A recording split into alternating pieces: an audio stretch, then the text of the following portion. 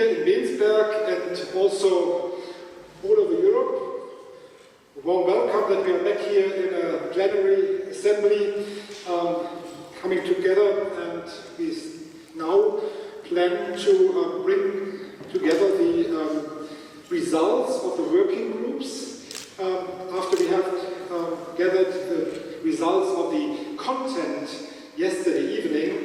Today we more focus on products, target groups and structures, so how the project will be organized, what is our plan. So we have had 3 sections, 2 yesterday. The first section, or section as we call section 2, was dealing with the products, and then yesterday we also had a section dealing with the target groups of the project, and this morning we were talking about structures, and we will now try to go through the results of these 3 3 sections, and after that we will have a final discussion, and we will try to describe the way ahead, and you all have the chance to contribute to this topic afterwards. So let's start with the section 2 regarding the products. And the first working group was dealing with the main topic, which is the focus of this workshop, the film kit. And I think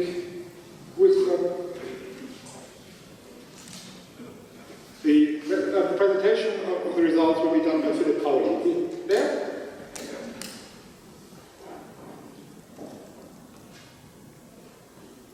Can you hear me? Yes, you can hear me.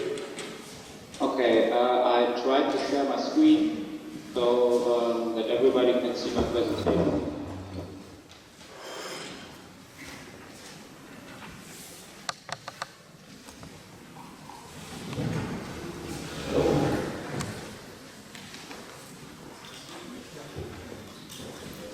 Can everybody see my presentation? Okay. This was section 2.1, the film construction kit, and yes, I want to make a short summary of some results, solutions, or possibilities. First of all, in this section, we wanted to discuss the possibility of this multiple link film segments or the film construction kit. Yes, and we have some summary presentations, 3. And first of all, we have different possibilities to realize this film construction kit. First of all, like virtual constructions or other things we can make. And very important is that we have different perspectives, so local, urban, regional, national or international perspectives. And we discussed that especially for the urban development, it could be very useful to use animated maps connected with pictures and film material. And yes, very important is the search for common overarching topics that are critically examined with specific urban topics of the different urban developments in each country and each city. Yes, and we have discussed the possible complementary approach. This means to involve young people or the youth for a better understanding of European history. Yes, and we can make some films through images of the present to focus on the past. And there we have 3 film examples. The first example was in Paris. Images from the present which are combined with interviews, archive recordings or contemporary audio recordings. Of course, historical self-statements and the past would be represented in the present, so that we have the view of the youth or young people who evoke the past and evoke their experience out of the present situation with the past, and to evoke emotions and so on. Yes. And then we have some audio segments, and yes, of course, we could discuss the development of the so-called Rundfunk, the radio in Germany, in the interwar period, and the possible source, and this could be the possible source for documentary. So we can use this audio segments for our documentary films. Yeah, I tried to focus on some of the results of the discussion, and yes, this is, in a nutshell, it is a promising reconstruction of the urban spaces using these animated maps. We can show also the so-called movement of ideas, or the transfer of ideas in an international European view.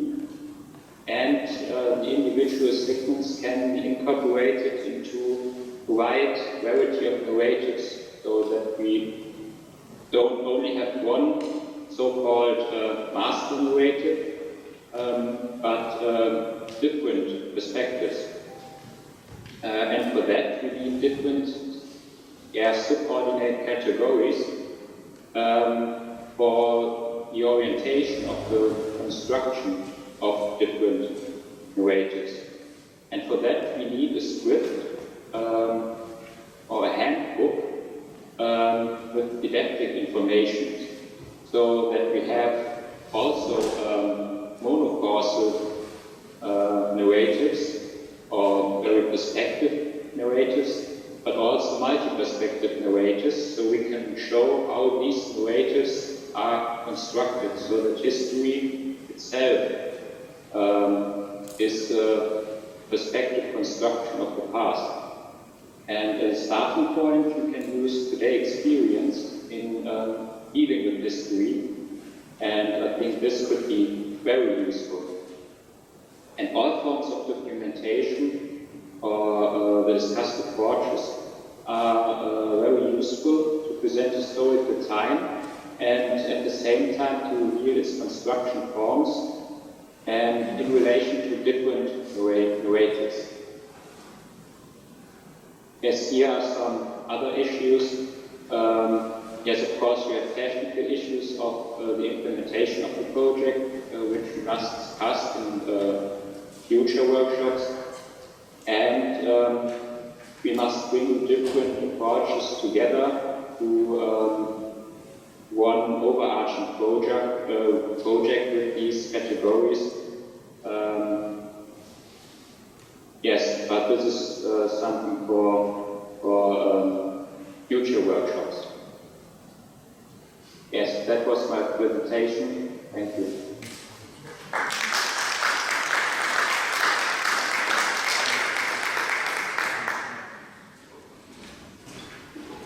Thank you very much for your audio.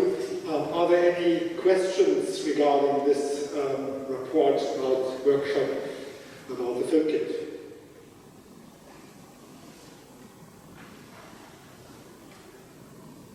Not to be the case, so we continue with products. Silber? Ja, hätten wir eine Kopie von die Ausschlüsselung von was wir haben gemacht. Of course, all the results, the reports of the rapporteurs will be put into the Dropbox afterwards. I will send you the link. So, of course, all results will be distributed to all participants. We can work on these, and we can continue working with the results of this workshop, of course. Sorry, I forgot to say that. Mich hat überrascht, dass plötzlich ein Film aus Paris oder München oder Warschauer Aufstand das Projekt passt. Das waren Beispiele, die gezeigt worden sind, die sozusagen als Impuls gesetzt worden sind und daraufhin wurden dann die weiteren Überlegungen gewählt. Das waren die ausgewählten Beispiele, die Herr Bostelmann mit seiner Arbeit schon gezeigt hat. Die nicht um die Inhalte, die wir reinbringen, sondern das waren jetzt andere Filme, die wir als Beispiel genommen haben, um entsprechend das Ganze weiterzuentwickeln.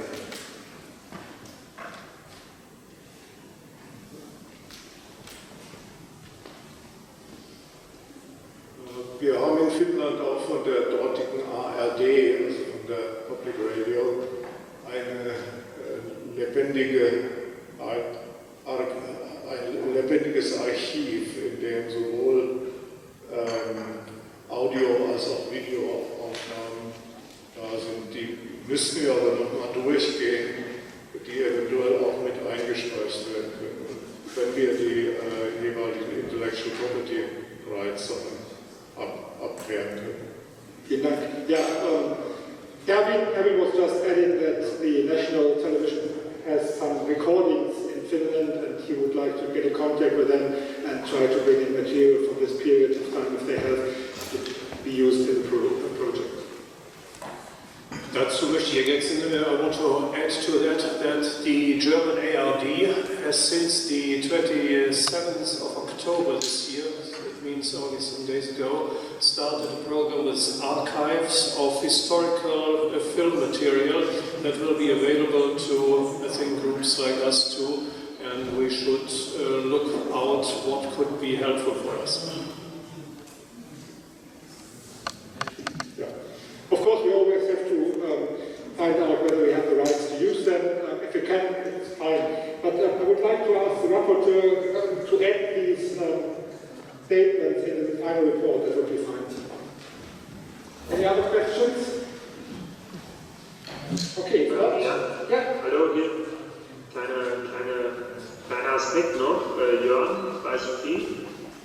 One aspect I'd like to add, I think we hadn't talked about it in the workshop.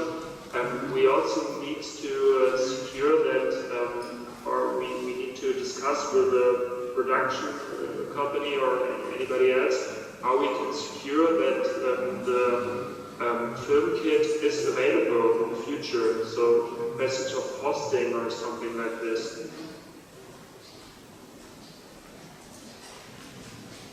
Yes, that's right. We spoke already with, there is an archive of universities possible in the European program IPALE, and there's also the option together with the Landeszentrale für politische Bildung to keep these things. But we have this in mind and we have to always reflect on this. Thank you very much. Any other questions?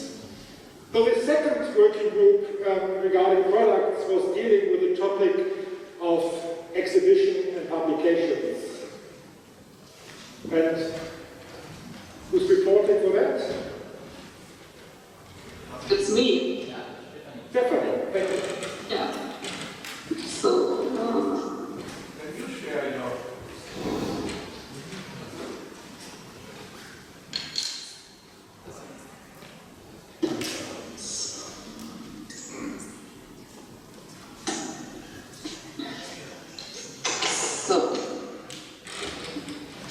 I will not talk in English because I have a flu and I have some problems to concentrate on English. So I'm talking in German, but the presentation is in English.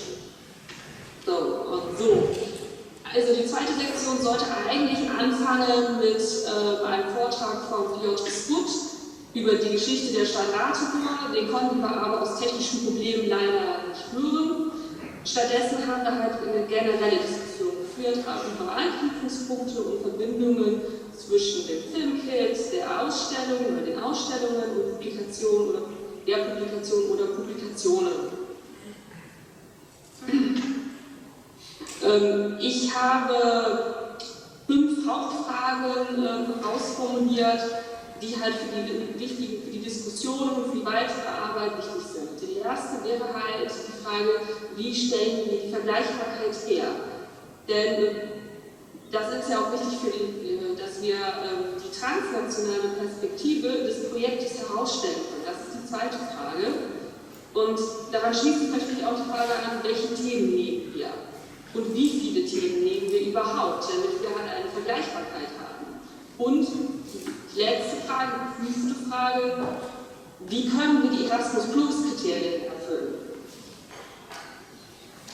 Und wir haben halt auch über das Filmkit geredet und in der Diskussion kam halt heraus, dass es sehr wichtig ist, dass das Filmkit, also die Clips, also repräsentativ sind für die jeweilige Filmtradition von jedem Land.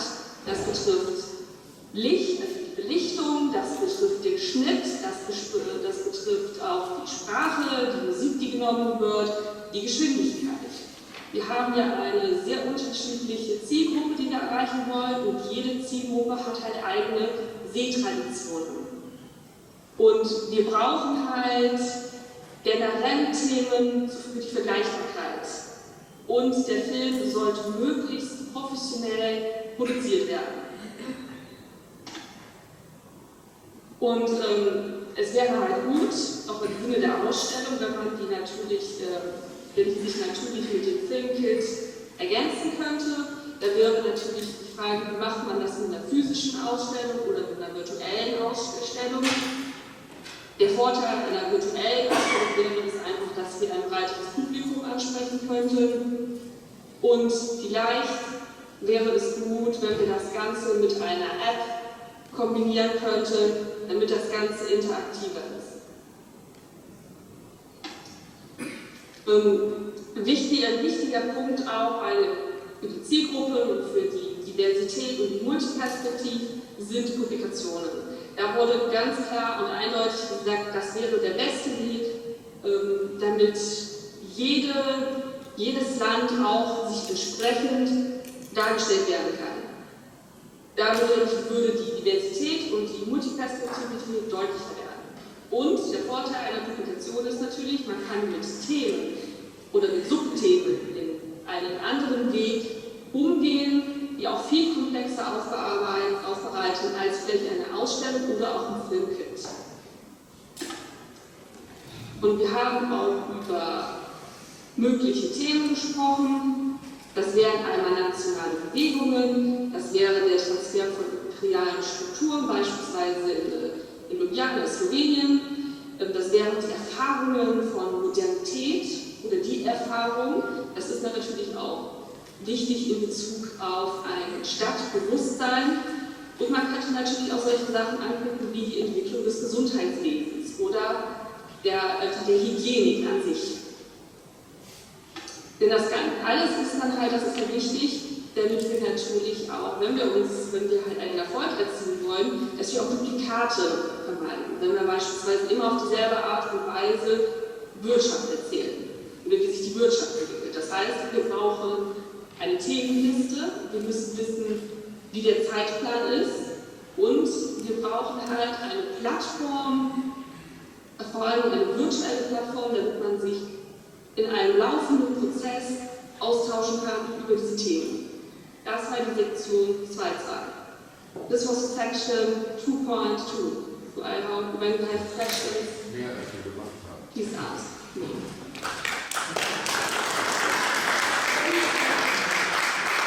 Ja, vielen Dank, Stefanie. Gibt es Fragen, Ergänzungen zu der Arbeitsgruppe 2.2, Ausstellung und Publikationen? Ich hätte einen Kommentar. Bitte, ja. Jörn? Okay. Ja, Stefanie, vielen Dank für die Zusammenfassung. Ich war, glaube ich, auch selber mit in der Gruppe.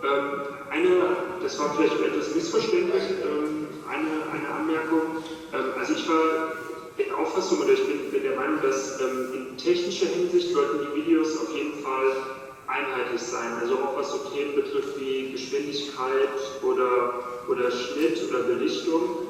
Also was jetzt die Inhalte betrifft und vielleicht auch auf die Musik betreffend, dass das natürlich die individuelle Geschichte der jeweiligen Städte wiedergeben soll, oder dass dort natürlich dann eine große Freiheit besteht, aber dass das äußere Erscheinungsbild, die Optik, sollte für das Endprodukt einheitlich sein. Und ich glaube auch die Sehgewohnheiten sind ja jetzt bei solchen Medien in Europa nicht so unterschiedlich, dass wir da irgendjemanden mit verstören. Ja, vielleicht noch auf Englisch kurz. I wanted to stress that from my point of view, or from my experience in our lecture, the aspect of diversity is related to the contents of the history, but not on the outer appearance of the video. So I think that it's important that the videos have certain technical standards in every country, and that the cutting or the lighting of the videos have the same standards, so that we finally have a consistent product. Genau, ich weiß nicht, Stefanie, das war vielleicht auch gar nicht so beabsichtigt, dass ich es jetzt so gelesen habe, aber ich glaube, das wollte ich nochmal ergänzen. So, gibt es weitere Anmerkungen, Zeichen oder?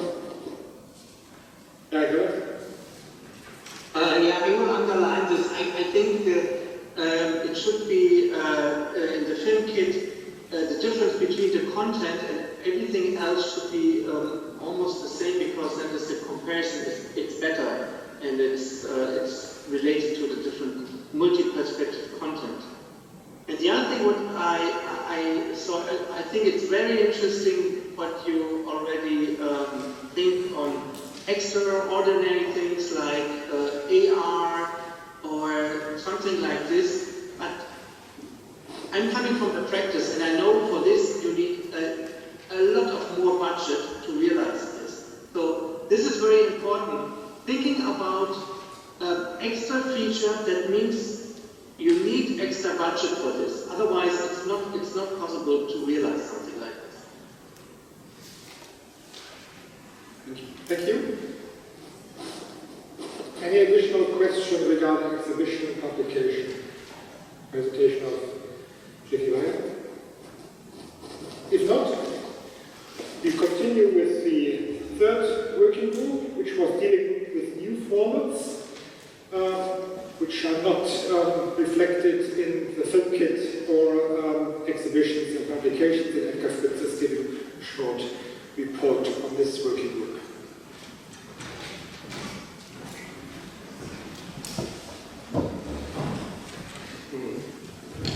Hello, my lecture will be held in English. German, but the slides are in English. Okay. In der Arbeitsgruppe 2.3 haben wir uns mit der Frage beschäftigt, welche neuen Formate und welche Art von Veranstaltungen wir noch in unser Projekt mit implementieren. Und hier sind wir erstmal zu folgenden grundlegenden Schlüssen gekommen. Erstens, die Veranstaltungen sollten vor allem auf lokaler Ebene ausgeführt werden und auf lokaler Ebene geplant werden.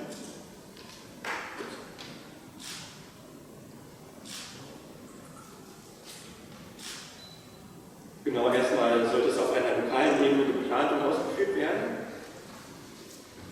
Zweitens, hierzu sollten auch vor allem lokale Institutionen, andere Geschichtsvereine, vielleicht irgendwelche Kulturvereine, die sich mit der Zeitperiode mit den 20er und 30er auseinandergesetzt haben, mit einbezogen werden, da der administrative und logistische Aufwand ohne jede Vereine dann doch sehr hoch wäre und teilweise vielleicht noch nicht schickbar wäre. Drittens, jedem Partner ist es freigestellt, was er beizutragen hat und was er leisten möchte. Keiner ist praktisch gezwungen, zu irgendwas gezwungen, und jeder kann nach eigener Ermessen dann auch eigene Veranstaltungen für dieses Projekt an. Genau. Kommen wir nun zu möglichen Veranstaltungen oder Veranstaltungsbeispielen, die wir mit in unser Projekt mit rein implementieren können. Als allererstes sind wir beispielsweise auf ein Filmfestival und eine Filmshow gekommen.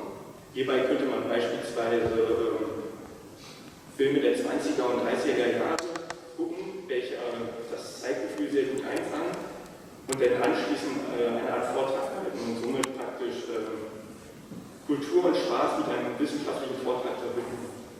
Das gleiche gilt für Tanzveranstaltungen. Hierbei könnte man Tänze der Zeit zeigen und dann die auch ebenfalls mit wissenschaftlichen wissenschaftlichen Vorträgen verbinden und das Kulturelle mit dem Wissenschaftlichen auch miteinander verbinden. Das Gleiche wäre auch beim Sport.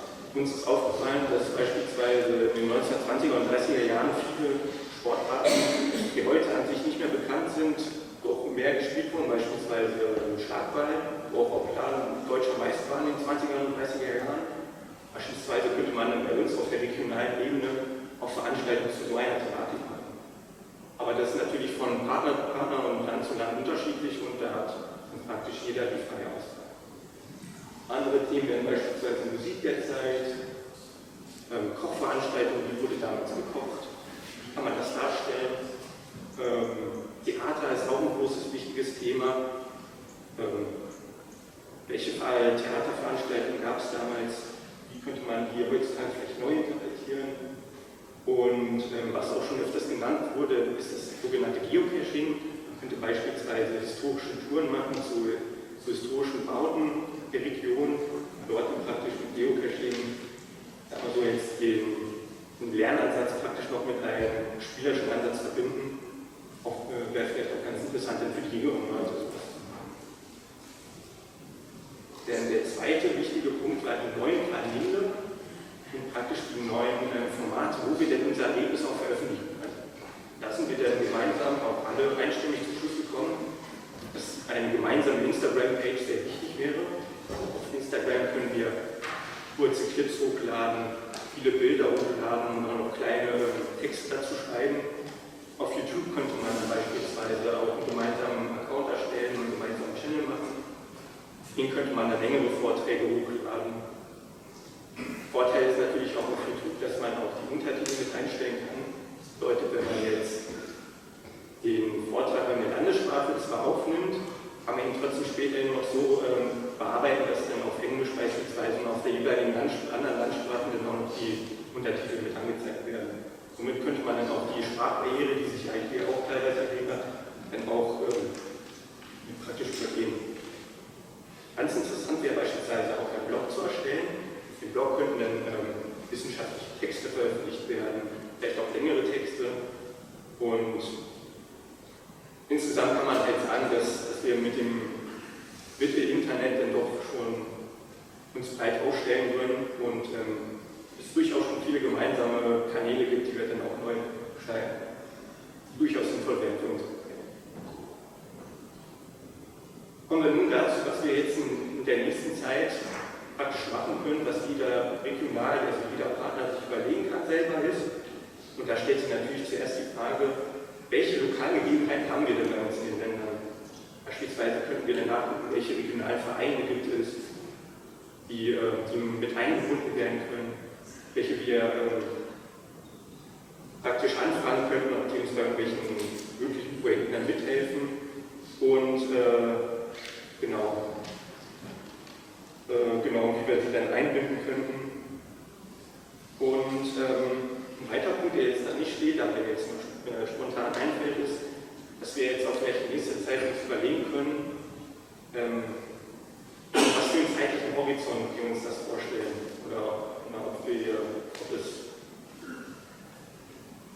was für einen zeitlichen Horizont wir praktisch neue Formate und Veranstaltungen planen können. Das können wir uns dann auch die nächsten Wochen mal überlegen und dann können wir das ja auch mal zusammen machen.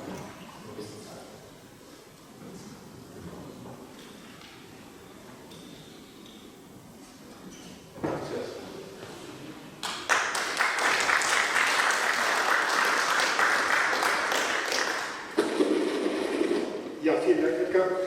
Vielleicht noch eine Ergänzung von meiner Seite. Diese Überlegungen, die dort angeworfen worden sind, was begleitende Veranstaltungen, sollen immer das Ziel haben, auch den Filmkit sozusagen zu bereichern und eine Wechselwirkung dazu haben. Das heißt, er soll dadurch weiter verbreitet werden, beziehungsweise es soll auf ihn aufmerksam gemacht werden, es sollen so gegenseitige Dinge, also auch Teilungen im Bereich Theater, Musik oder Sport sind, die man auch in den Film, das Filmkit mit einbringen kann, dass man eine Kombination hat, dass es also begleitet wird. Und damit auch der Punkt, den wir auch zum Machen haben gemäß Erasmus+, dass wir das ja verteilen sollen, auch in der breiten Öffentlichkeit streuen. Das war noch ein ganz wichtiger Faktor. Aber vielleicht gibt es Fragen und Anmerkungen.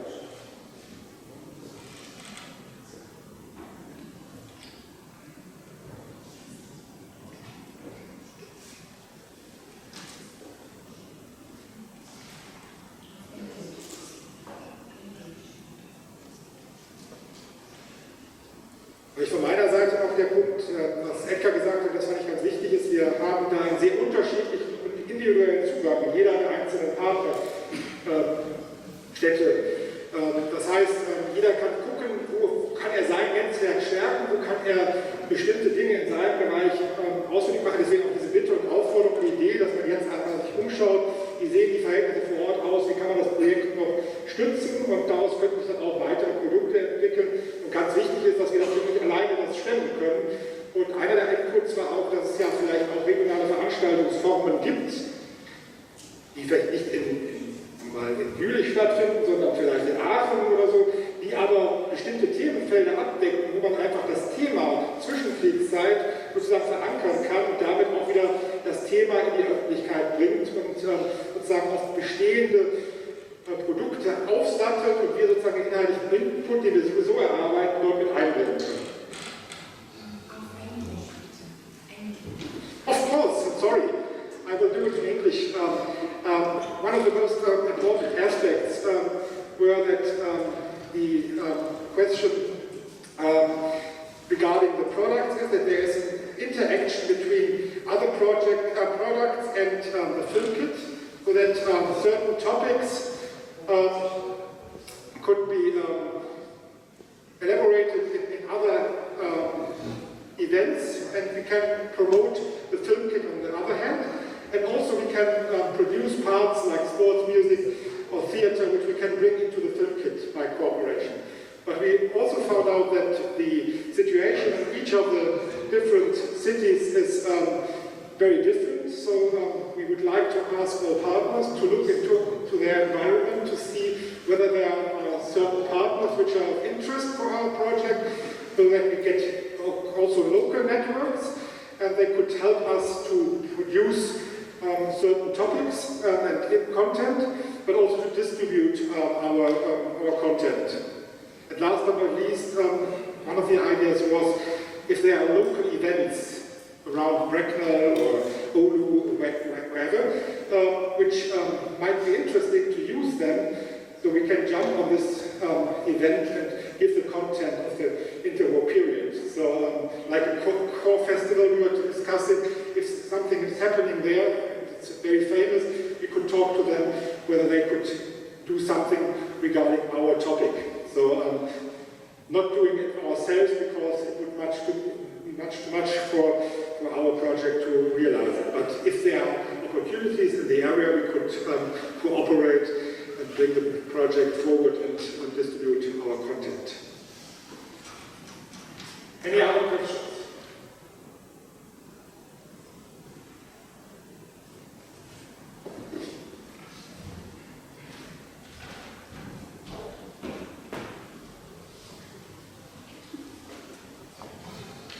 It's not a question, but more a remark on the presentations.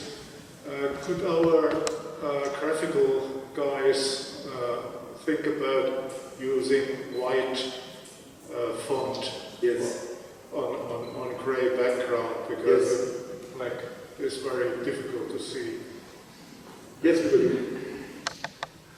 Before we put them into the Dropbox. Okay. Okay, so now we are going to the section 3, and I think Guido is already.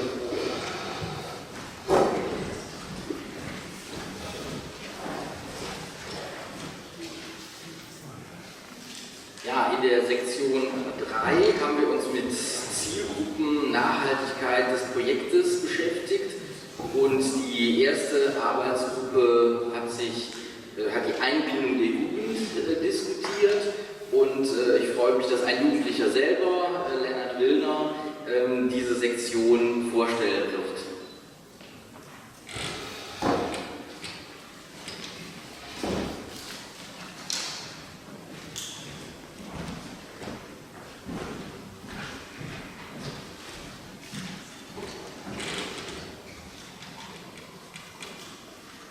Hello, this lecture will be in German, but the presentation, of course, is in English.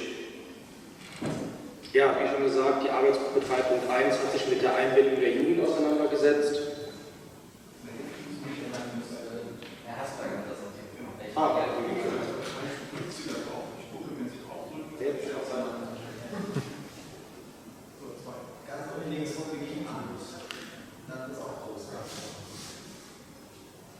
Ja, genau zum Thema erstmal. Also wie kann man die Jugend in das Projekt überhaupt integrieren und einbinden?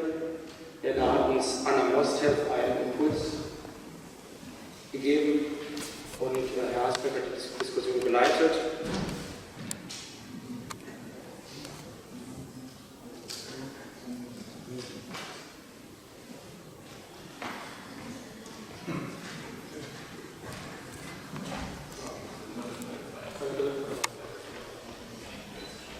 Genau, zu den Hauptfragestellungen, die wir behandelt haben. Also einmal, wie bezeichnen die verschiedenen nationalen Schulbücher die Zeit zwischen 1918 und 1939? Die hatten ja hier schon angesprochen, die Zwischenkriegszeit. Aber auch wenn man sie nicht als Zwischenkriegszeit bezeichnet, welche alternativen Formulierungen gibt es da? Da hatten wir zum Beispiel dann Beginn of Independence oder auch andere Formulierungen. Aber auch erstmal als grundlegende Fragestellung, welches Vorwissen haben die jugendlichen Menschen überhaupt über diese Zwischenkriegszeit und über ihre Geschichte selber. Da haben wir einen Beitrag von englischen Schülern gehört, dass zum Beispiel im Curriculum gar keine tiefe Auseinandersetzung mit diesem Thema vorhanden ist und somit vom schulischen Wege, wie wir ihn klassisch haben, erstmal gar keine Informationen vermittelt werden können. Oder bis jetzt auf jeden Fall nicht. Ja, und dann welche Erwartungen haben die Jugendlichen an das Projekt und natürlich dann im Besonderen auch an die Clips, die hier ja produziert werden. Da besonders mit dem Thema, ob eine neutrale Perspektive möglich ist und welche Themeneinteilungen vorgenommen werden sollten. Genau, dann Zusammenfassung des Vortrages und des Impulses. Der letzte Workshop hat schon aufgezeigt, dass es sehr fruchtbar ist, wenn man Jugendliche zu einem historischen Ereignis sich austauschen lässt und dass man dort eine, wie auch immer, in welche Richtung es läuft, Betrachtung hat, die die eigene Nationalgeschichte auch thematisiert. Ja, und dort wurde auch deutlich, und das war auch sehr interessant zu sehen, dass ein Ereignis wie der Erste Weltkrieg sehr unterschiedlich wahrgenommen wird. Also wir haben da diese verschiedenen Perspektiven. Und gerade diese Beschäftigung mit unterschiedlichen Perspektiven hilft, um Strategien zu entwickeln, damit Fehler in der Geschichte erkannt und zukünftig verhindert werden könnten, wo wir mit ja auch wieder bei einer Wiederholung von Geschichte sind, die dann auch thematisiert werden muss. Ja, zu den Ergebnissen der Diskussion. Also es kann festgehalten werden, dass die Zeit zwischen 1918 und 1939 unterschiedlich bezeichnet bzw. betrachtet werden kann. Wir müssen uns die verschiedenen nationalen Geschichten erzählen. Also dies beinhaltet auch natürlich die Perspektiven und dabei müssen wir die unterschiedlichen nationalen Ausgangsvoraussetzungen betrachten, die je nach Ländern und den Partnerstädten sehr unterschiedlich sind. Wir haben das Problem eben schon mal ein bisschen beschrieben, dass sich eventuell auch erstmal die teilnehmenden Jugendlichen und jungen Menschen erstmal mit der eigenen Geschichte auseinandersetzen müssen, wenn das vielleicht noch nicht in der Schule oder auf anderem Wege erfolgt ist. Dann diese Clips sollten auch adressatengerecht und multiperspektivisch gestaltet sein, also alle nationalen Perspektiven enthalten und jede Details auch beinhalten. Ja, daraus ergeben sich dann noch weitergehende Fragestellungen auch für dieses Projekt. Besonders, ob es möglich ist, die Jugend bei der Fragestellung der Themen für die Clips einzubinden, um ihre eigenen Interessen angemessen zu berücksichtigen. Thank you for your attention.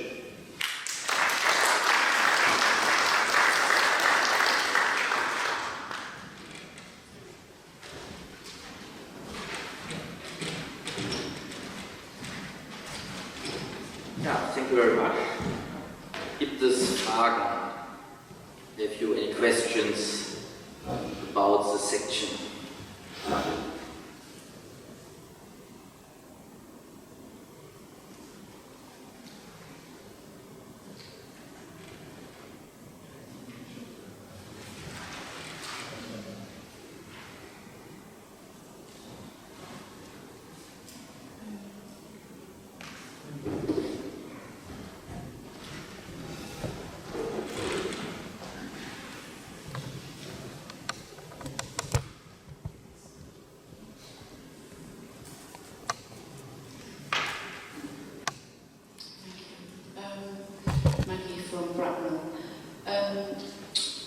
Just one observation there, taking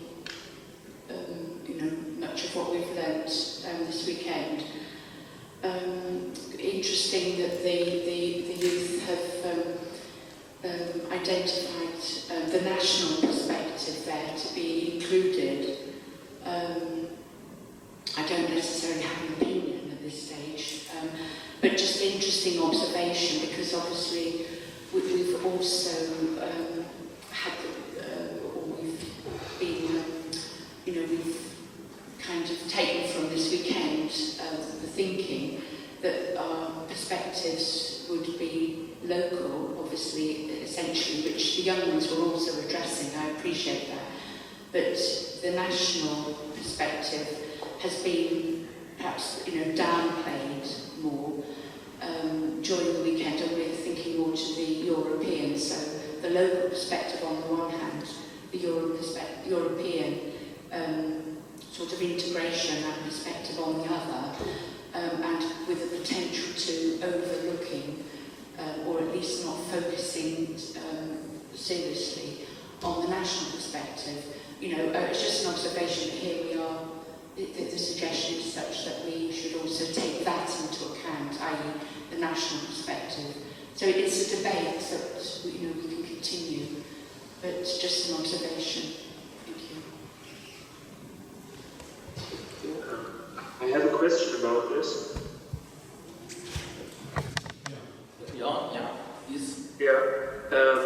Oder vielleicht auch an den Referenten. Meint denn nationale Perspektive tatsächlich Deutschland, England, oder meinten die Jugendlichen nicht eher, dass denn die jeweilige nationale Perspektive, sprich die Engländer aus Bracknell, die Deutschen aus Leverkusen eingemacht wird, und dass es jetzt nicht darum ging, dass sie jetzt auch irgendwie die Perspektive für Geschichte Deutschlands, Geschichte Großbritanniens haben wollte? Hätte ich das jetzt interpretiert mit der nationalen Perspektive? Oder heißt es wirklich Deutschland, Großbritannien, Frankreich?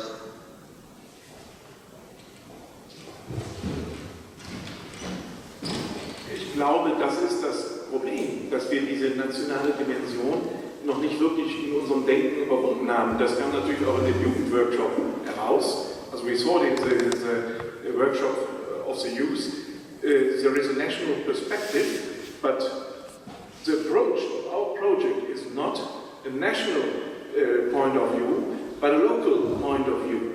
And as we said yesterday already, I think because there is a local point of view and the European point of view, we should try to bridge this distance between these identities, and perhaps it will be possible during our project to not to build a new identity, of course, but to become critical by identification.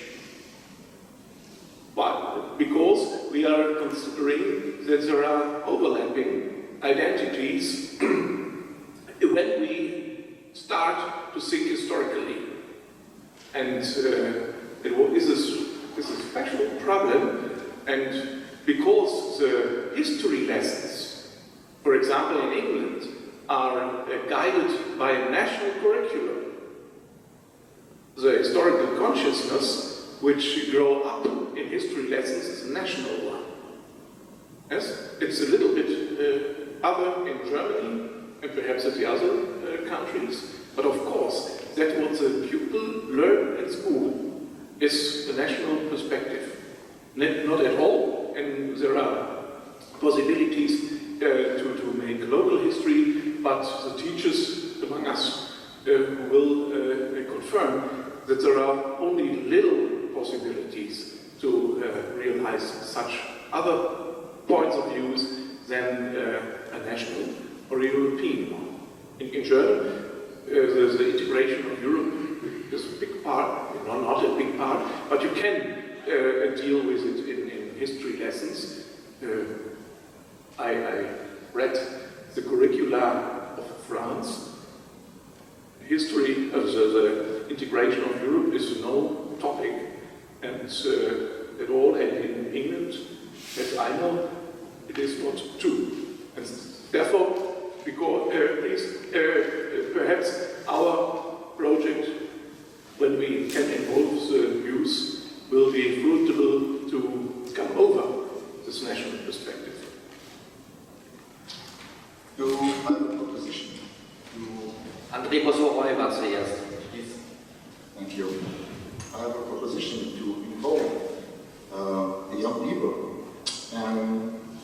into account of this local perspective is to involve these young people. I participated yesterday in their meeting, and to involve them in the footage of the film in different cities, and to involve them as citizen reporter for those who participate in the workshops, section, film, kit. We have broadcast different examples in Paris, Munich, and Warsaw, where approached the history with young people as citizen reporter. It's a proposition. It could be an idea to take into account this local perspective and involve young people in professional production. Also for television or for different support like an application, mobile app, different support they can use also in their environment and social networks. Thank you. I would like to make a comment back to the point that the national perspective should also play a role, or that it has been downplayed to some extent so far. I think we all agree that knowing the national perspective is important for understanding the local perspective. And that was actually what was spoken about at the workshop. So that the youth that make a contribution to this project should of course be familiar with their own national histories, for example in Slovenia, in Poland, in the UK, so that they can, with the help of that, can understand the local perspective, the role it plays in those various participating towns. So it's important, but of course it shouldn't be at the center. It should only be used as a framework for the local history that then should be displayed in the film clips. Thank you. Any question?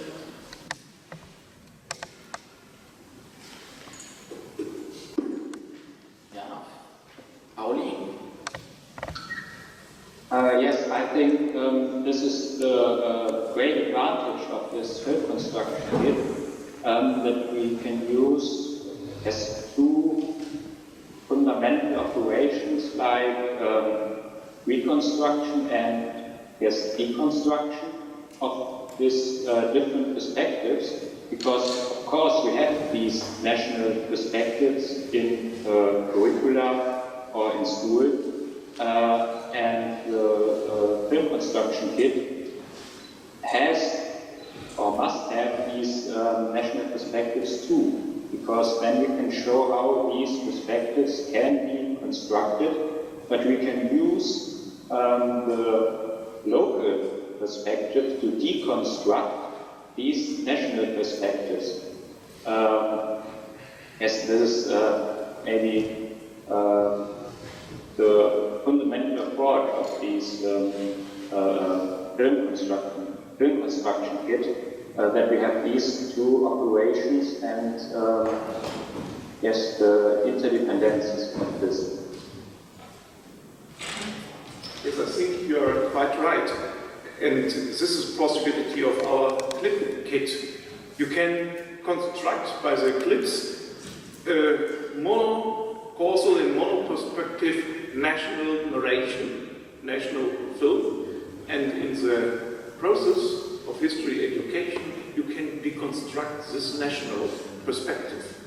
And by this way, you can show the overlapping of identities we used to create history, and you can, therefore this is the reason why we need not only the clip kit, but the didactical handbook too, because the clip kit has to, or we have to deal with the clip kit in the process of historical education processes. And therefore we need both. And we can mention the national perspective, we can deconstruct it, and so on. And therefore something it was said in the last session, critical approach to history.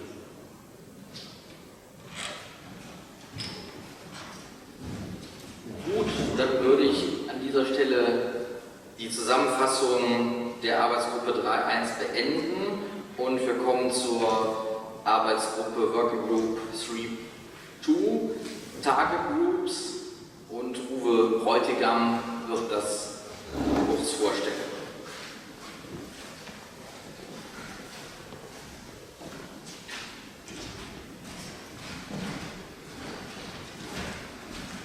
Thank you very much.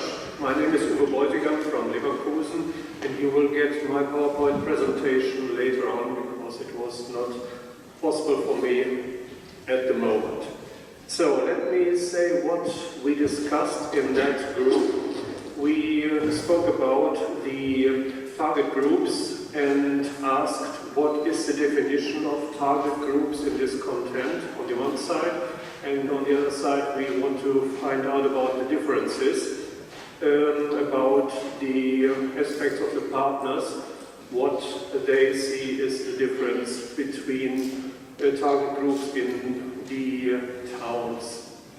What we found out was that it's not the difference, because many, or you say all of us, spoke about the similar aspects of target groups they find in their towns, and that is mostly, let me say it in the definition that was asked for, we asked for students, museums, and historical interested people, but also tourists who come to the towns and have an aspect and want to see what the historical aspect of the towns as such are. So we started the discussion with an introduction by Robert Lasak from Ratibusch, and he told us about the civilian aspect of his so-called ODRA 1945 society, where historical interested people are working in, and they speak about things, and they also have the aspect on integrating young people into the work, and that is by doing kind of reconstruction of historical buildings. And as soon as young people are integrated in that, they find the interest and they are positively involved and carry on to be interested. Robert himself is someone who guides groups in Ratibusch, mostly German groups, is someone who is not only interested in historical aspects, but also knows how to give people a positive introduction to the town and all the different aspects that Ratibor has. He showed us the different aspects here. Stands in front, and that is mostly the religious aspect and the situation close to the border to Czechoslovakia and in former times to the German-speaking area. So the target groups nowadays, he says, nevertheless are much easier to be reached by films than by printed media. He showed us an example of former printed media that was a postcard of former times in Ratibusch, and he said this kind of multiplication was in former times very much of interest because it showed people what the town was like, but we have to realize that Ratibusch as such changed a lot, because after the World War only 20% about were left from the old buildings, and so everything had to be reconstructed, and people got to get in to be, let me say, in a new surrounding, and that means it had to be all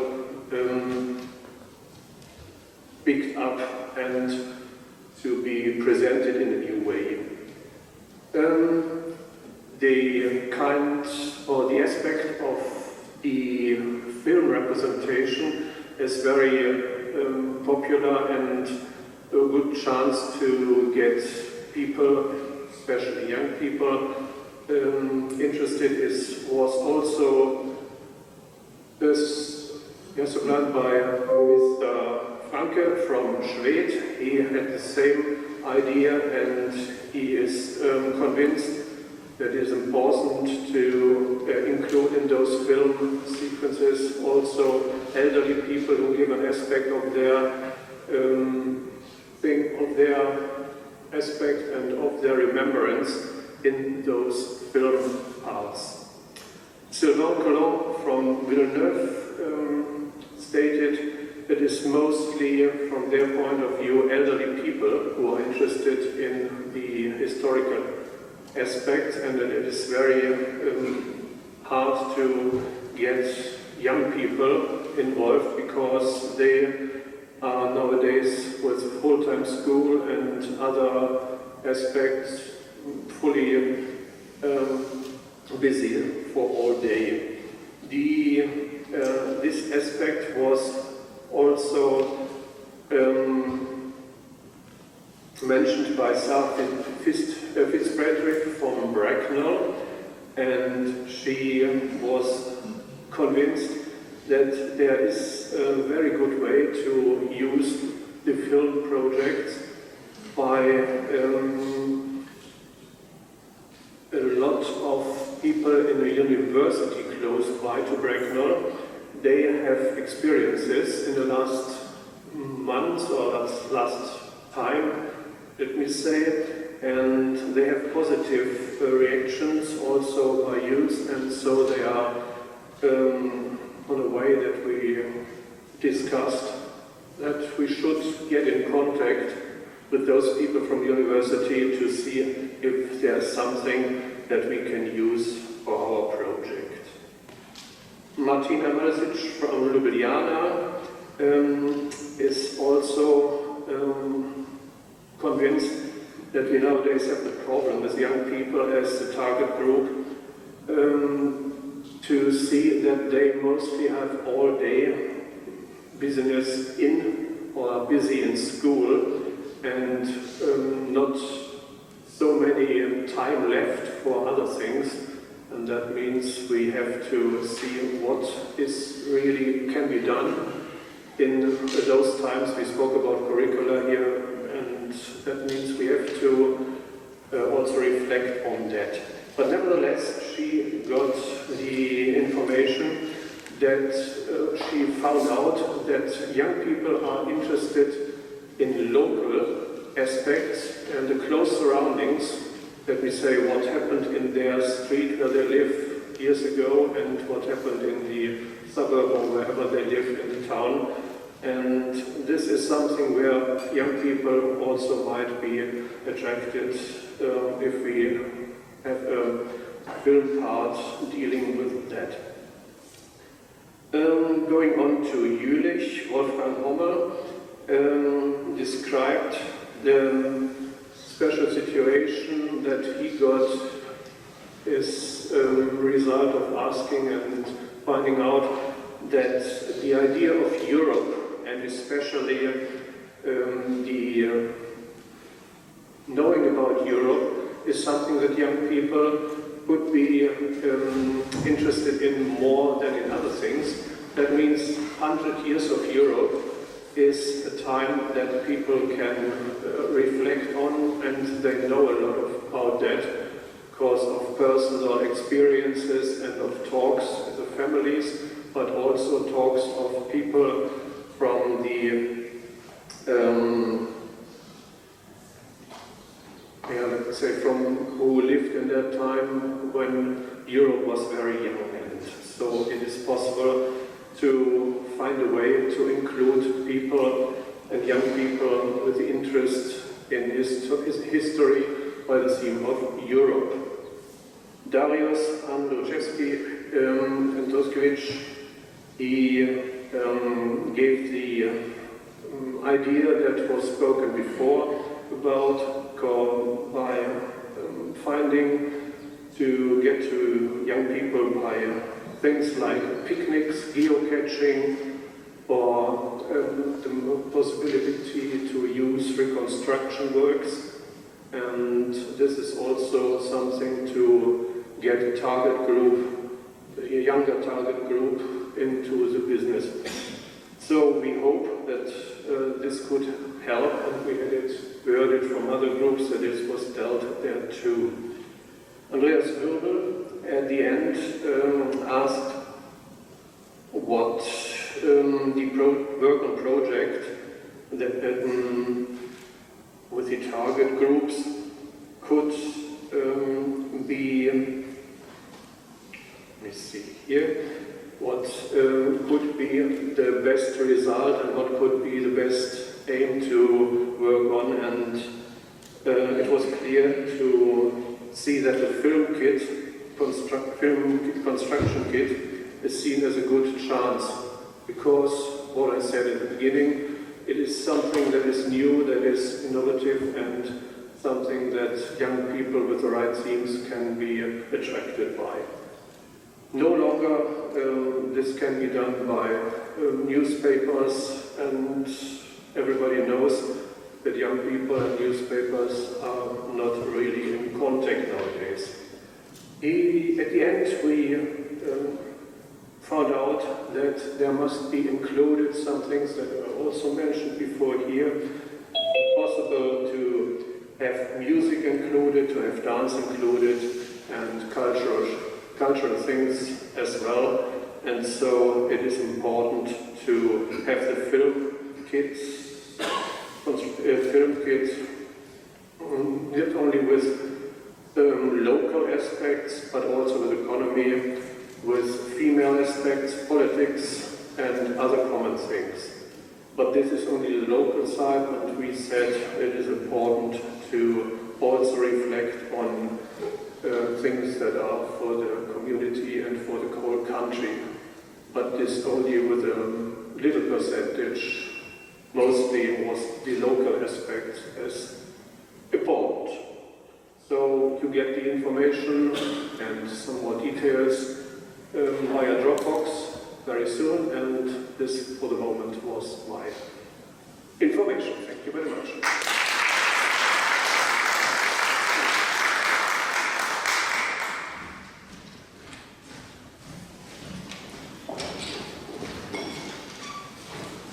Thank you very much. Gibt es Fragen? Have you questions?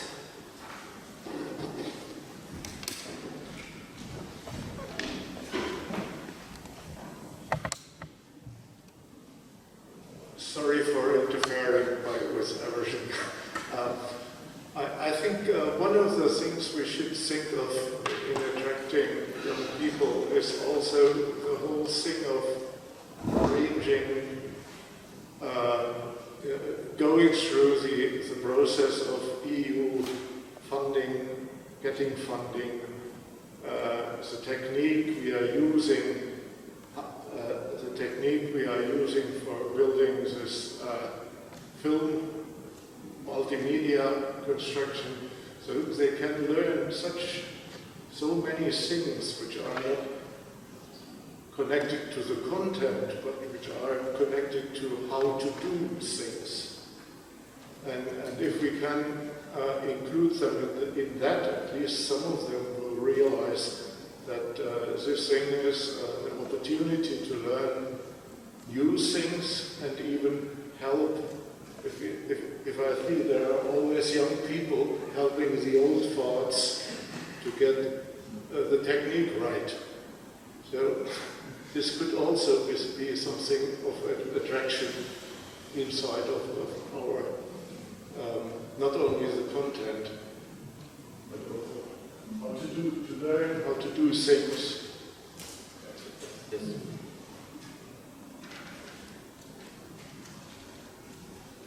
Martina, please. Martina, please. Hello. I would just like to add something to the report made by Uwe. I believe that this is the hard work because the discussion was really complex. I would just like to add a little addition to young generation. Yesterday we talked about that we shouldn't underestimate this target group and to think about how to attract them not only in the most first-hand solutions, as picnics and so on. I think that I think that the words that I forgot to mention yesterday was the term relevance. I think this is something that we should have in mind, including the younger generation. So something that they can relate to. Of course, first thing is something that they are familiar with. Their own house, their own street is always more familiar than something that is quite abstract and distant. And the other side of this relevance is, of course, something that is actual, that they can connect with today's happenings. And I think that the whole movement around sustainability and environment is something that can teach us a little bit about how younger generation think about their situation in the world right now, and we should make the best of it. The second addition that I would like to make is older generation. We talked about also how the generation of our grandparents and is something that we should have in mind, not only as the public, maybe less than public, but a huge source of material or of oral heritage. This is the term that we also used yesterday. So letters, their talkings, their memories of their parents and their experience from the past. Thank you.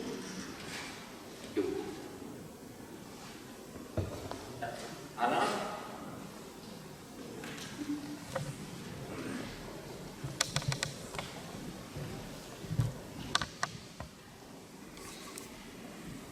As a young person, I can definitely say that from watching my peers, getting young people involved in history like you and Dusk are struggling with is an issue, and the solution of involving people in the actual construction of our workshop and our end product would be so beneficial. But then we've got that big obstacle of how do they actually make the time for this? I don't know about other school systems, but in our school system we have something called personal development and crisscross days. These are days that are taken out of the timetable of regular everyday work, and projects involving communities like this one are implemented across every single year group, and everyone is given a chance to contribute and develop to this. As well as this may not be a very widespread idea, you've also got personal development. I feel like this might be more used in other countries as well. You know, when you learn about life skills and all these other things, and this might be a really interesting way of developing that, because I don't know about other countries, but from a curriculum point of view, that's a very flexible aspect that we have. Another way of involving the young people may even be using after-school clubs as a way of centralising their contact with the workshop, so that we have the most effective way of actually giving them this opportunity to learn from the construction side of the workshop.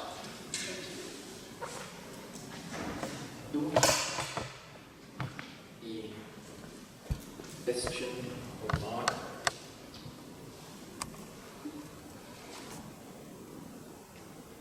Ja, vielen Dank, Uwe, für die Zusammenfassung. Und nun kommen wir zur letzten Arbeitsgruppe der Sektion 3, The Last Working Group in Section 3, Öffentlichkeitsarbeit, Public Relation, and Jasting ist der Rapporteur.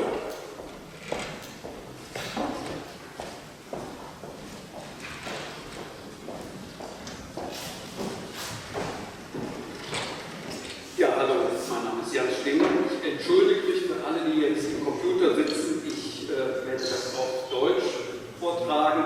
Vielleicht gibt es die Möglichkeit, dass Jörn nachher oder jemand das in wenigen Sätzen noch auf Englisch zusammenfasst. Ich kann es leider nicht auf Englisch machen, das ist meine Stärke. Ich habe dazu auch gestern es nicht geschafft, einen Skript zu machen, weil ich nämlich auch für den Kölner Stadtanzeiger den Artikel geschrieben habe, der über diese Veranstaltung berichtet, und das ist vielleicht symptomatisch für dieses Thema, was ich behandle, Öffentlichkeitsarbeit. Was sind die Zielgruppen? Wie wollen wir in die Medien kommen? Geht das kurz vorweg, bevor ich das referiere, was Inhalt unserer Arbeitsgruppe war. Ich glaube, wir müssen die Tatsachen im Auge behalten, dass Lokalreporter wie ich nicht diese Vielsprachigkeit im Kopf haben. Das wird sehr wahrscheinlich regional sehr auf den lokalen Sprachverhältnissen beruhen. Und das bedenke ich einfach auch im Hinterkopf zu haben, dass dieser Anspruch, den wir hier haben, der auch absolut richtig ist und gut, aber in den einzelnen Städten der wahrscheinlich in der Kommunikation nicht so funktionieren wird. Also wir sind wirklich in der Redaktion nicht so aufgestellt, dass wir das jetzt auch auf Englisch oder anderen Sprachen hören können und dann transportieren. Ganz kurz noch vorab, was einfach beim Thema Öffentlichkeitsarbeit sehr, sehr wichtig ist. Das sage ich auch jedem Praktikanten, der zu uns kommt. Was ist die Aussage, was ist die Message? Warum erzähle ich etwas? Und das ist, glaube ich, bei Öffentlichkeitsarbeit, nachher werden wir auf die Kanäle kommen, ein ganz springender Punkt, der auch zeitlos ist. Warum erzähle ich etwas? Für mich ist immer wichtig, wenn ich einen Artikel schreibe, gerne schreibe ich ihn am nächsten Tag, wenn ich darüber geschlafen habe, was habe ich meiner Frau erzählt aus einem Termin? Was hat mich persönlich bewegt? Was ist das, was bei mir hängen geblieben ist? Das ist, glaube ich, das, wo wir andere Menschen mitpacken. Ich will noch mal kurz ausholen, so eine Anekdote, die gibt es über die Schriftstellerin Virginia Woolf, eine große Romanautorin, die also quasi den Roman auch modernisiert hat und zu dem Thema Erzählen eine Anekdote damals hatte. Sie hatte also eine Freundin besucht, ich glaube Vita Seckel, westlich noch, weiß es aber nicht mehr genau. Und dann kam der Sohn, also auch unsere Zielgruppe, ein junger Mann, und sie fragte ihn, was hast du denn heute so erlebt? Und der sagt, ach nix. Und Virginia Woolf hat sich das irgendwo nicht so im Raum stehen lassen und hat ihm gesagt, so, jetzt erzählst du mir mal, was du alles gesehen hast, seitdem du aufgestanden bist. Und er musste also alles aus seinem Gedächtnis memorieren, was er an dem Tag erlebt hatte. Und daraus haben die beiden dann eine Geschichte gestrickt, die spannend war. Ich habe die Geschichte selbst nicht gelesen, aber ich glaube, dass es was zu erzählen gab. Sprich, die Beobachtung ist immer was ganz Entscheidendes. Da wären wir wieder bei einem Filmbaukasten. Werden wir was referieren in diesem Filmbaukasten oder erzählen wir was andere packt, andere abholt und eine Geschichte ist? So können wir Geschichte vermitteln. Jetzt habe ich sehr viel Persönliches erzählt. Ich will jetzt zu den Ergebnissen unseres Arbeitskreises Öffentlichkeitsarbeit kommen. Da hat also Daniel Grasmeier von der Agentur Lametschki Plus aus Jülich referiert, der schon Erfahrungen hat mit dem Layout, der Corporate Identity für den Jülicher Geschichtsverein, also den OGV. Ich fand das sehr spannend, wie er erzählt hat, dass er eigentlich versucht, diese verkrusteten, verstaubten, alten Auftritte von Geschichtsvereinen, die man so klischeehaft in den Augen hat mit Frakturschrift und alten heraldischen Abbildungen, dass er das versucht hat, in die Jetztzeit zu transportieren. Ich finde, das war ein sehr überzeugender Vortrag, dass er einfach versucht hat, Zeitschienen abstrakt darzustellen durch solche Säulen, dass er die Farbsprache in der Stadt, die im Wappen und auch Fahnen und was weiß ich vorkommt, aufgreift. Für unser Projekt hat er gesagt, dass er da erst so einen kurzen Wurf gemacht hat und dass das sicherlich in die Tiefe gehen müsste. Und er hatte aber gute Zuversicht, dass das klappen wird, auch diese vielen Städte da ins Boot zu holen, indem man gemeinsame Farbsprachen und Anknüpfungspunkte hat, die auch einen Wiedererkennungswert.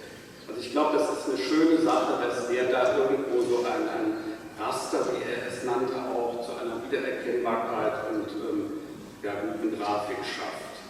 Der Jan Wenger hat dann eingebracht, dass man, um gerade jüngere Zielgruppen zu erreichen, verstärkt auf die neuen Medien, Social Media eingehen sollte. Dann haben er und Sophie Spiegler also auch mal ein Beispielvideo vorgeführt, in dem Sophie Spiegler das Jahr 1923 anhand einer Banknote aufgedröselt hat, in dem sie relativ kurz und prägnant, vielleicht ist es für Jugendliche noch viel zu lang gewesen, versucht hat, diese Zeit in so einem Spot zurückzudrehen von 1923.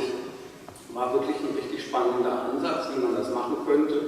Solche Videos könnten Jugendliche sich sich angucken und vielleicht dann auch auf die Homepages weitergeleitet werden. Also da war der Grassmann auch sehr angetan und meinte, also so, ja, die Hotspots, die sollte man irgendwo, oder die wirklich Highlights der Geschichten sollte man vielleicht auf Instagram und auf Facebook rausbringen und dann auf die Website weiterleiten.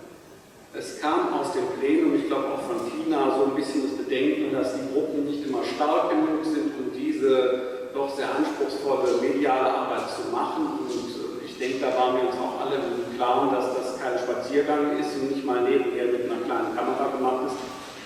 Das wird auch unser Hauptfeld sein, diese Filmbaukästen. Und ich habe da auch jetzt in anderen Beiträgen eine gewisse Skepsis rausgehört, ob man da mit kleinen Gruppen so aufgestellt sein kann. Eine weitere Anregung war auch von Jörn, dass man Musikschulen zum Beispiel mit ins Boot holt als Multiplikatoren, als Botschafter für unsere Idee oder Sportler, die das referieren könnten. Abschließend haben wir noch über das Thema Bürgerfunk gesprochen. Der Herr Born, der hatte dann auch angeboten, dass er da einen Kontakt herstellen könnte. Bürgerfunk ist quasi ein Angebot, das auch viel die Kirchen haben. Die haben eigene Radiostudios, dass also jeder sich zu einem Reporter ausbilden lassen kann. Ich habe selbst mal so eine Ausbildung gemacht und mache seit 6 Jahren nebenher noch ein bisschen Radio. Das sind wirklich ambitionierte Sachen. Das sind auch oft Arbeitsgruppen, die sehr engagiert und sozialkritisch arbeiten, viele Generationen abdecken. Also es gibt da Arbeitsgruppen im Bürgerfunk, die heißen zum Beispiel Razzia, das sind dann junge Leute, oder die Äther-Ulches, das sind die Älteren. Das wäre auch ein Forum, wo man sich dran wenden könnte, zumal ich weiß, dass diese ganzen Bürgerfunkgruppen auch gerade so auf Landesebene ein bisschen um ihre Existenz kämpfen müssen, weil die Budgets immer mehr gestrichen werden und diese Idee so ein bisschen aus dem Fokus gerät. Vielleicht wäre das auch nochmal was, um das neu zu beleben, dass man die auch mit ins Boot holt. Ich glaube, das ist ein dankbarer Multiplikator und das wäre auch eine Anregung. Ja, nochmal Entschuldigung an alle Partner, die das Deutsche jetzt, für die das vielleicht eine Überforderung war. Ich kann es leider nicht anders. Ich bin noch die alte Schule, schreibe noch durch einen Blog. Mein Chefredakteur meinte mal, es gibt auch Blogs, virtuelle Blogs, aber ich fahre immer noch mit dem Autochen rum und besuche die Leute und schreibe das auf. Und das, denke ich, ist ja auch nicht schlimm, wenn man diese Oldschool-Leute wie mich jetzt noch dabei hat, weil das, was ich eben noch mit diesem Beispiel von Virginia Woolf meinte, es ist zeitlos, das Erzählen und wie man erzählt, wird auch mit Social Media nicht weg sein. Und wir müssen gucken, dass wir die Geschichten spannend machen, vielleicht sogar noch spannender als in der Vergangenheit. Okay.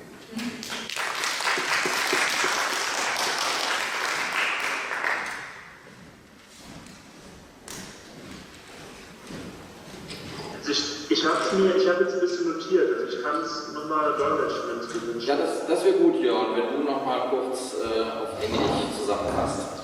Noch an Jan, vielen Dank. Es ist meiner Sicht sehr präzise Wiedergabe und sehr gut referiert. Danke dafür.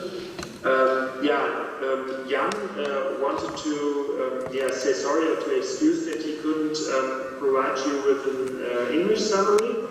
But he gave us a very precise summary in German, which I will translate in short now. Jan works as a journalist for the local newspaper here, the Leverkusener Anzeiger. And first of all, he told us that from his point of view as a journalist, it is very important that in all our publications or press releases, we always have to focus on the key part of our message. So he gives the advice that it's helpful to think about if you come from an event and you have the duty or you have the task to write a press release, to take into consideration what would you have told your wife or your best friend about the event. So this is a help to concentrate on the aspects of the event which really interest the public. After that, he also, in conclusion, he also mentioned that there are limits for the local journalists. So he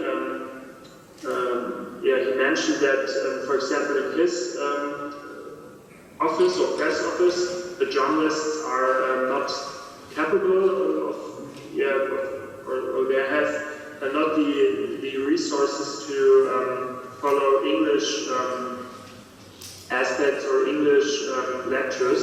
So we should keep in mind that the local journalists in our countries, probably also in the other countries, or at least here in Leverkusen, have English utterances are not so attractive for them. So we always need to build a bridge with local journalists. But he also said that it was a good idea from our workshop or from the session to look for ambassadors. For example, sports people or people who have kind of a local VIP status, who come from the politics or who come from the culture, who can collaborate with us. This was also something Michael said in his recent lecture, that we can look for people who can assist or who can attract the public for our project. In the next step, he mentioned the social media aspect, and he mentioned the example of the social media video which Sophie did. She made a little video on our Instagram account where she presented a banknote from 1923, and from the banknote she presented, she could explain what was the story of this banknote in 1923 and could exemplify the history of the inflation in Germany with the help of this little banknote from Leverkusen. Jan also mentioned that it became clear in our session that there are doubts in the groups concerning the resources. So we always have to take in mind the limits of the local groups if we talk about the production of videos or text or anything else. And this could also be a limit to our ambition ambitions to establish a common Instagram account, because we already have made the experience that it's not so easy to find people who are willing or who have the capability and the resources to work with the Instagram or Facebook accounts, and this is an experience which is also familiar to other groups. We also had the conclusion in this session that it's a good thing to cooperate, also in the social media area, at least to follow each other and like the postings of each other, and also Maggie has provided us with an English video which we are planning to post. So these are opportunities to strengthen the cooperation also in this sector. He mentioned also the lecture concerning the corporate design, which was held by someone who works for a media agency here in Jülich, from our partners from Jülich, and he presented the corporate design, which was established for the two clubs here from Germany, the Jülich and the Oplander Geschichtsverein, and Jan stressed that the corporate design was just the first step for our workshop this weekend and for the two clubs, and it can play a role as a basis for our common project.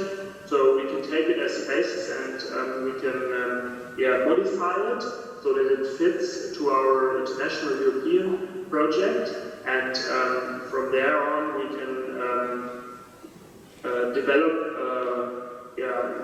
can develop the corporate design further, so that it's the corporate design which fits for our print products, but also fits for our social media products, e.g.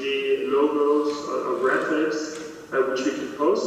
And another thing where an agency can provide us with assistance is the aspect of the moving picture. So there exist style guides or corporate designs also for moving pictures, and this will be very helpful to secure a standardized or unified outer appearance of the moving pictures.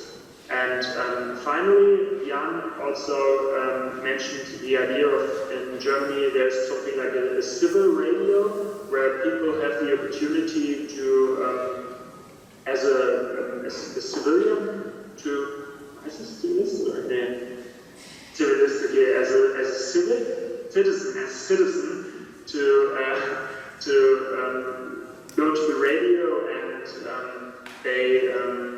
then they distribute your information. And this is an opportunity here in Germany, and maybe there are also comparable opportunities in the other countries to use the opportunity of the radios, of the local radio stations.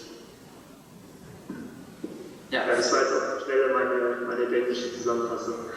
Ja, vielen Dank. Ja, many thanks.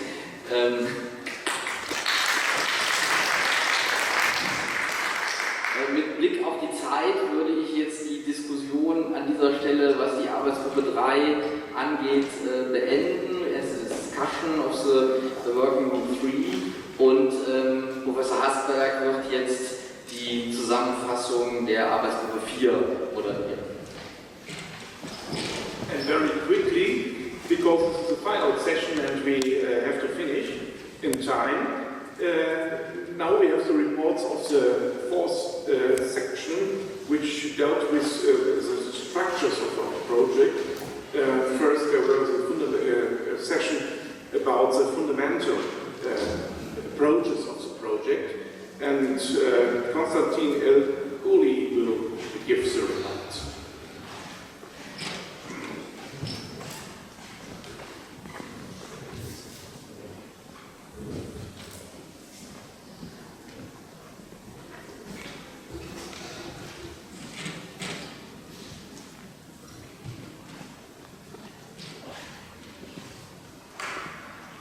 I don't have much to report for section 4.1, Ansätze innerhalb des Projektes. Therefore, I keep it short.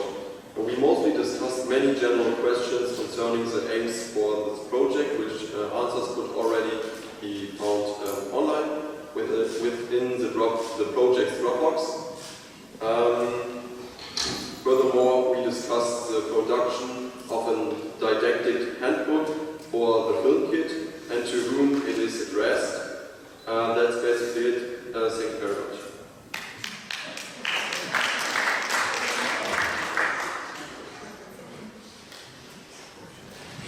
I don't expect that we're so short, but it's good because we spoke about in this session about the applications, the Erasmus application, and you should read it carefully. What are the fundamental approaches of this project? Alexander Holz, he is. It would be nice, it would be as short as Mr. El-Koli was, but we have a little bit more time, please. Ja, vielen Dank. Ich würde es dann auch wie mein Vorredner halten, möglichst kurz. Im Bereich der Arbeitsgruppe 4.2, Projektstrukturen, Zeit- und Arbeitsplan, Meilensteine, Aufgaben und Verantwortlichkeiten und Organisationsstruktur, sind wir dahin gekommen, dass wir gesagt haben, es wird eine Timeline festgelegt und bei dieser Timeline bilden einzelne Workshops die jeweiligen Meilensteine, an denen dann auch der Fortgang des Projekts bemessen wird. Zur Realisierung dieser Workshops wurde vermeldet, dass 2 Anträge gestellt wurden, einer bei Erasmus Plus und einer bei Europe for Citizens. Und da ist der Antrag von Erasmus bereits genehmigt, der andere steht noch aus. Diese Workshops bilden dann gleichzeitig den zeitlichen Ablauf für die Erstellung auch des Filmbaukastens. Und hier wurde das Ziel formuliert, dass dieser Filmbaukasten im März des Jahres 2023 fertiggestellt werden soll. Die Überlegung natürlich, wie soll dieser Filmbaukasten fertiggestellt werden, wurde halt dahin geäußert, dass man Tools zur Online-Kommunikation schafft und verwendet, wobei sich diese Tools zum Teil als schwierig herausstellen. Man hat zum Beispiel jetzt festgestellt, oder man weiß es vielleicht auch schon länger, dass E-Mails nicht gerade zwar zuverlässig sind, aber für eine schnelle Kommunikation nicht geeignet sind. Und so wurde halt die Überlegung dahingehend formuliert, dass man sogar ein eigenes Tool verwenden möchte, das dann auch auf unsere Bedürfnisse zugeschnitten ist. Das Material, was in die Filme einfließen soll, soll auf jeden Fall gemeinfrei sein und wir sollen die unbegrenzten Rechte daran besitzen. Es soll auf gar keinen Fall passieren, dass einzelne Sektionen wieder ausgenommen werden müssen oder die aus rechtlichen Gründen nicht verwendet werden dürfen. Das muss dann auch im Vorgang auch noch geklärt werden. Ebenso muss geklärt werden, ob für diese Datenbank, die jetzt dann nach der Festlegung des Tools dann entstehen soll, ob man für diese Datenbank einen eigenen oder neuen Manager benennen soll oder den sogar bezahlen soll, der dann diese Datenbank verwaltet und aktualisiert. Das wären halt erstmal die ersten Überlegungen zur Realisierung dieses Aspektes, die geklärt werden müssten. Zum Aufbau und zur Struktur des Filmbaukastens kann man Folgendes sagen, dass im nächsten März bei einem Workshop die Themenfelder dieses Filmbaukastens erarbeitet werden müssen. Das heißt, es sollten am Ende dieses Workshops diese Themenfelder feststehen. Und natürlich müssen sie ja im Hinblick auf ihre Vergleichbarkeit mit allen 8 beteiligten Städten und Gemeinsamkeiten ausgearbeitet werden. Das heißt, die Herausforderung wurde hiergehend festgehalten, dass in 8 Städten natürlich Gemeinsamkeiten und Unterschiede gefunden werden müssen, die dann einer gewissen Vergleichbarkeit unterliegen. Die zweite Herausforderung, die sich da ergeben hat, ist, dass man auf 3 verschiedenen Ebenen arbeiten muss, nämlich auf europäischer, nationaler und lokaler Ebene. Und diese 3 Ebenen müssen natürlich auch miteinander verwoben werden, wobei natürlich auch sagen muss, dass die eine Ebene die andere bedingt. Also sie können ja nicht losgelöst voneinander existieren, im groben Sinne. Also das Ziel soll natürlich dann da auch sein, gerade diese Ebenen dann für den Filmbaukasten zu bedienen und zu verknüpfen. Da wurden schon einige interessante Aspekte geliefert, die aber dann ja im nächsten März dann von größerer Bedeutung sein werden. Also erster Schritt ist bei uns erstmal, diese Tools zu finden, mit dieser Datenbank zu arbeiten, dass man dann natürlich in eine gezielte Arbeit zum Filmbaukasten einsteigen kann. Vielen Dank und Verzeihung, dass es nicht auf Englisch war. Das ist nicht mein Leistungsfach in der Schule gewesen und auch nicht meine Stärke. Okay. And there is no time for translate it now, but perhaps you are ready to make a short summary in English and we can put it into the Dropbox. Okay, he is confirmed. And the last report is from Arne Gundenbach. He's also in the Zoom room and he will refer to the session which dealt with the most important aspect of the project, finances. Yes, thank you, Professor Hasbeck, for the kind introduction. I understood that time management is of the essence, so I will lose none of it. The main program we discussed, even though it is not the only one, was the Erasmus Plus grant, which we received just a couple of weeks ago with about 450,000 euros divided to all of us. And this grant is divided in 5 pillars: travel expenses, content creation, organizational overhead, events for multipliers, and production costs, which mainly covers the film kit. And the division between those pillars and the division between all those organizations, how much money is foreseen by the EU, is completely automatically determined by the EU. It's only determined by the responsibilities every organization is taking up, the number of the participants, and the countries, and resulting of the countries' travel distance to the different venues where the events will take place. Because those numbers are fixed and we do not have to set them in individually, we have a very high degree of freedom and a very high flexibility regarding how to spend this. For example, after this program we do not have to provide detailed spending verifications, but rather have a large documentation on what we did, including, of course, an example. Of course, we have to have a film kit, but also we have to documentate who spent how much time, for example, with a list of participants, who participated in which event and from where did he come.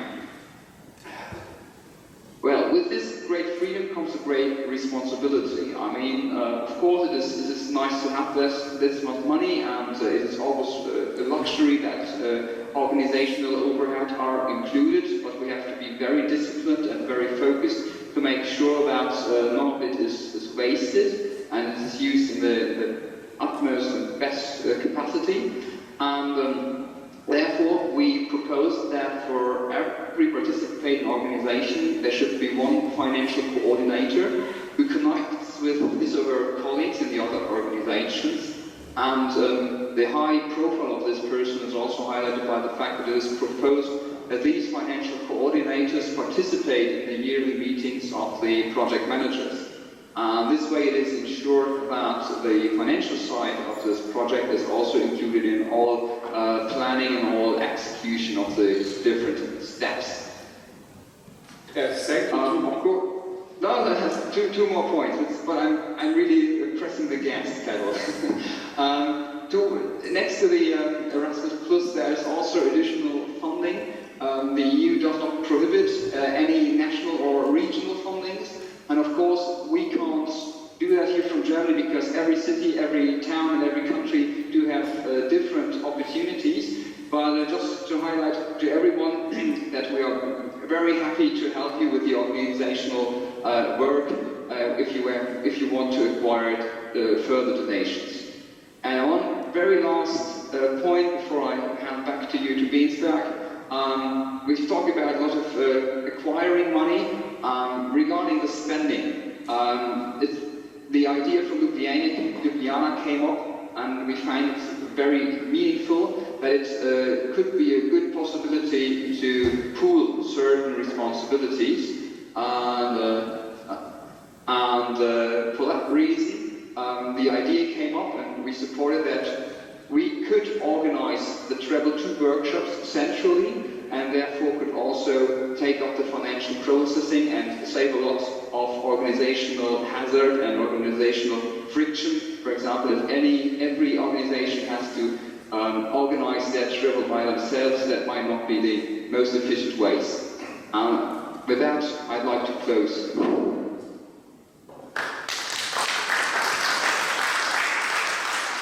Okay, thank you not only for the excellent English. You are the best English speaker we now know, but for the quick English, because you gave a bright insight in this session. Are there any questions to each of these three sessions the report spoke about? The very important aspects.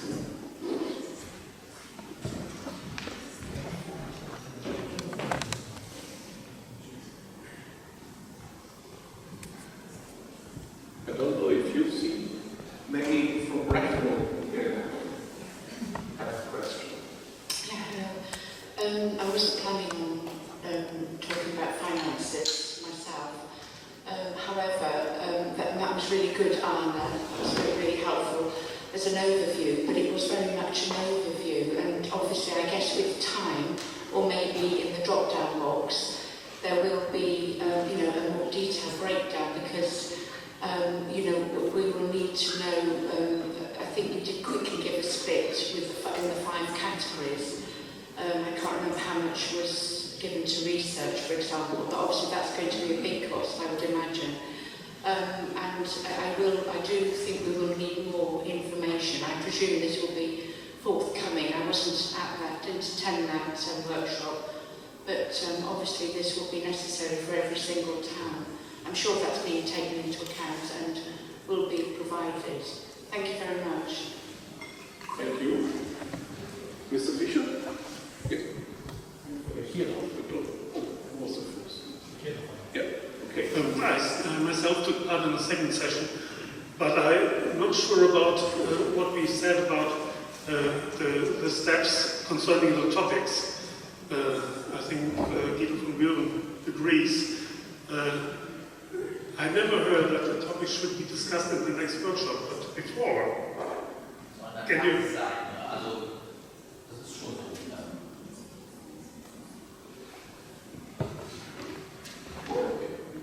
Of course we have to speak.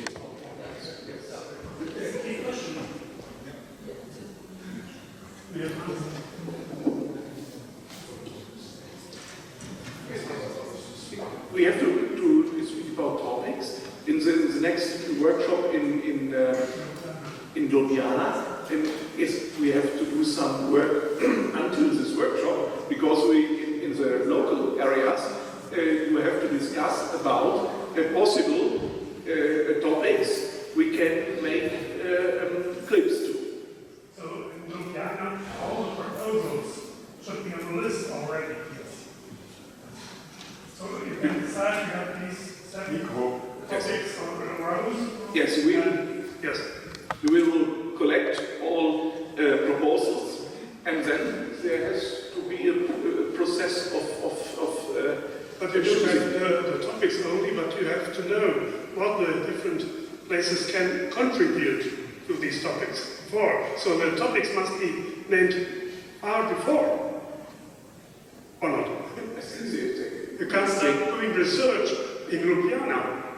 We don't have to select the topics before the workshop in Ljubljana, but we have to speak about the categories which has to be filled by topics, by themes, by subjects and so on. But we have to speak about categories for creating these film clips. For example, economy or architecture and so on. And then there should be local proposals for fill out these categories. This is, I think, this should be the way. But it was a good question, because now there is something like a plan. We have to realize it until Ljubljana. Mr. Fischer. To the finance part, so, even though we have no strict external requirements, I would still suggest that we internally agree on some standards of bookkeeping and so on. So it's very open for everyone to see how the money is spent. And this can be what kind of bookkeeping standard, and maybe even what kind of bookkeeping programs for remote usage we can leave to the responsibles for the financial things. You're absolutely right, Ravi. That's what we've already said. If we announce one representative of finances, we will keep all the information in a regular basis and gathering together so everybody has a full overview of what's going on. That's what the idea that we ask each of the participating organizations to announce one person as responsible for finances, and those guys have to meet on a regular basis and discuss these things and have a look on the numbers. There is something like electronic or digital report to the EU Commission. Are there questions in our Zoom room? Can you? I see you are hired. there are no questions. At this point of the program, there should be a summary, or a summary of summaries, but there is not enough time, and we will put in the Dropbox these reports of the reporters, and in English, of course, so that they will be available in the next days for all of our art exhibitions. At this point, I say goodbye, but this is not the end of the... Yes, of course, I say goodbye, but it's not the end of the conference, because Michael Gutbier want to say three words, and then the mayor, Mr. Marowski,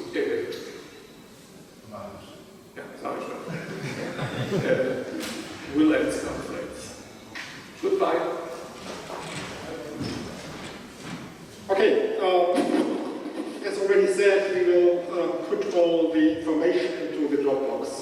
That means that all thesis papers or PowerPoint presentation which were used in the different working groups in the panel on Friday, this will all be set in the Dropbox. We will also put in the results of the working groups, as we've seen the PowerPoint presentations and a short summary, also in English and German, so everybody has the same access to these information. And of course, we will try to write a short summary with also some ideas to go ahead, which we would like them to discuss with you on an email basis. So, but I think don't expect it from us in the next 2 days. Give us a week's time or so we can finish a summary of this workshop and the question which rose from there.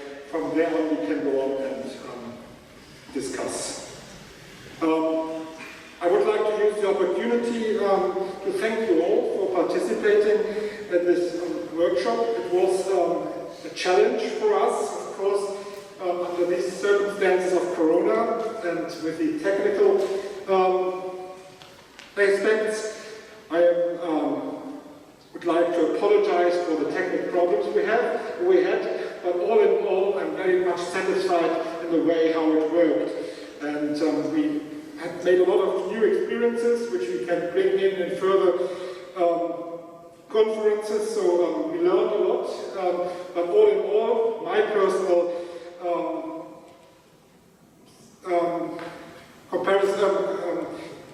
view on this, it was very successful and it worked out very well, and I think that nearly everybody, either in the room or in the Zoom room, could participate if they wanted to. So thank you very much for all your contribution. But I also would like to thank some persons especially. Of course, I would like to thank our host, the Thomas Morus Academy, and especially Andreas Wirbel for the long and good cooperation, the preparation of the workshop. Also, many thanks to Madame Leclerc, who helped you. So we really feel at home here, and it's always perfectly organized, and it's easy to arrange a conference here. I would like to thank all the speakers, impulse-giving person, the rapporteurs, and for their input. Especially, I would like to thank Daniel von Buren, Guido's brother, who was responsible for the technical aspect. Without him, it would not be possible.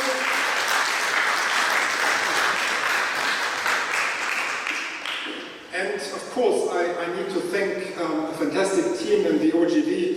A lot of members of society are working in the background and make such events possible. One of those persons is here. She is always there and looking very quietly that everything is running well. Renate, I would like to thank you very much.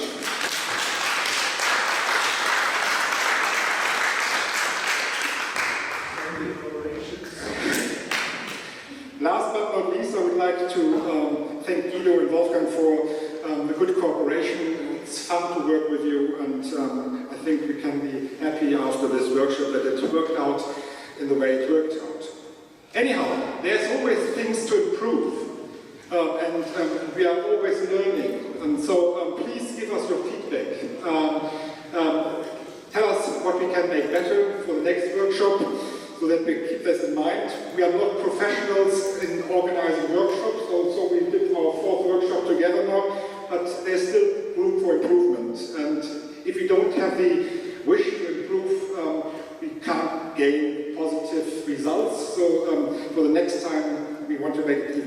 also help us with that.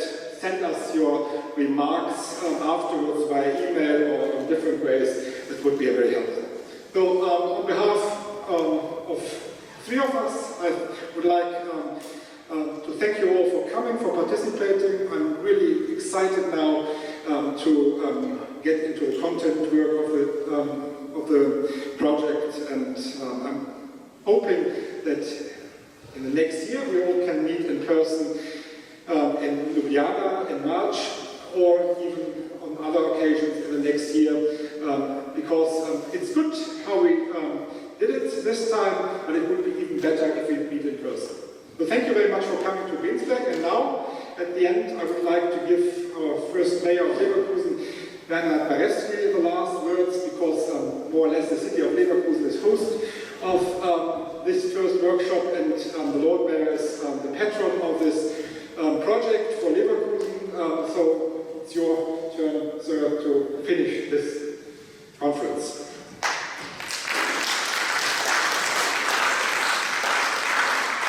Thank you very much, ladies and gentlemen. 2 successful days of the comprehensive workshop are behind us. European urban development in the interwar period. On the one hand, the consideration of the period from 1980 to 1939 is a local and regional consideration here in the Rhineland, in Leverkusen and Jülich. However, the involvement of Leverkusen's 6 partner cities gives a very important European dimension to this period. I would like to thank our friends in the Twin Towns for this international cooperation. This workshop gave important impulses and concrete objectives. The real work lies ahead of us all. German Chancellor Angela Merkel once said, "We can do it." He understood this as a conditional sentence. We can do it if we really want it. The Finns have a simple word for this attitude: sisu, S-I-S-U. In it, all the important human characteristics are summarized that make you successful. Wikipedia gives you the explanation. Let's have sisu. Finally, I would like to say thank you all participants for the committed participation, but above all the organizers of the workshop in the context of urban spaces, the Oplan and Jülich History Society. Thanks to Michael Gutbier, Guido von Büren, and Professor Dr. Wolfgang Hasberg and the entire team. I'm sure that this project will be very successful. Thank you all. Welcome to the Rhineland and welcome to Leverkusen.